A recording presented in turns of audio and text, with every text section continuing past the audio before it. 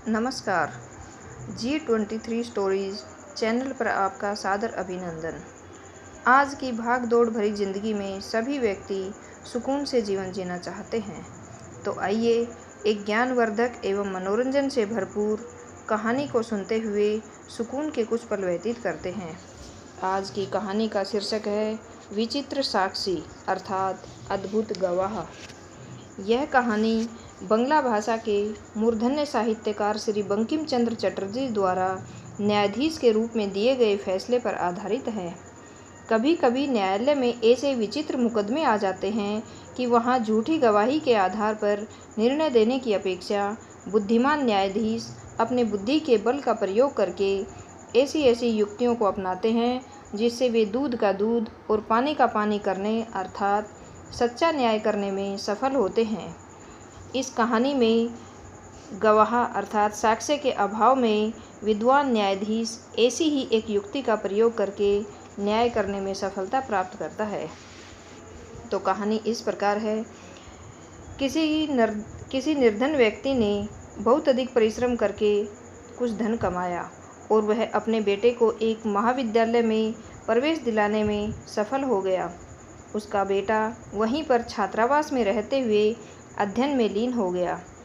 एक बार वह गरीब पिता अपने पुत्र की बीमारी के बारे में सुनकर बहुत व्याकुल हो गया और पुत्र को देखने के लिए चल दिया, किंतु धन के अभाव से पीड़ित वह बस को छोड़कर पैदल ही चल दिया। निरंतर पैदल चलता हुआ शाम के समय तक भी वह अपने गंतव्य से दूर था।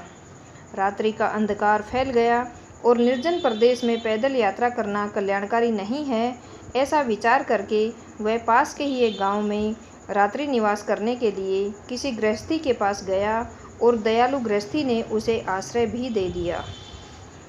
लेकिन भाग्य की गति विचित्र होती है। उसी रात उस घर में कोई चोर घर के अंदर आ गया और वहां रखी हुई एक छोटी सी पेटी को लेकर भाग गया। चोर के पैरों की आहट से जागा हुआ अतिथि चोर की आशंका से उसके पीछे पीछे दौड़ा, किंतु एक विचित्र घटना घटी। चोर ने ही ऊंची आवाज में यह चोर है, यह चोर है ऐसा कहकर शोर मचाना आरंभ कर दिया। उसकी ऊंची आवाज से गांववासी जाग गए और अपने घरों से निकलकर वहां आ गए और बेचारे अतिथि महोदय को ही चोर मानकर उसकी निंदा करने लगे। यद्यपि गांव का रखवाला अर्थात चौकीदार ही चोर था, लेकिन उस चौकीदार सहित सभी ग्रामवासियों ने उस अतिथि को ही यह चोर है ऐसा सिद्ध करके एक पेड़ के साथ बांध दिया। अगले दिन वह चौकीदार चोरी के आरोप में उसको न्यायालय में ले गया। न्यायाधीश बंकिम चंद्र ने दोनों को अलग अलग विवरण सुनाने के लिए कहा। सारा समाचार सुनकर उस न्यायाधीश महोदय ने गरीब व्यक्ति को निर्दोष माना और चौकीदार को दोषी, लेकिन प्रमाणों के अभाव में वह कोई निर्णय नहीं कर सका। तब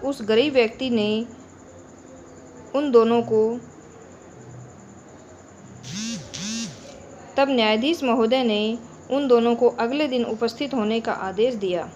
अगले दिन वह उन दोनों को न्यायालय में अपना अपना पक्ष प्रस्तुत करने के लिए कहा गया। तभी वहां किसी कर्मचारी ने आकर निवेदन किया कि यहाँ से लगभग 2 कोस की दूरी पर कोई व्यक्ति किसी के द्वारा मार दिया गया है और उसका मृत शरीर सड़क के किनारे अर्थात राजमार्ग के पास में पड़ा हुआ है।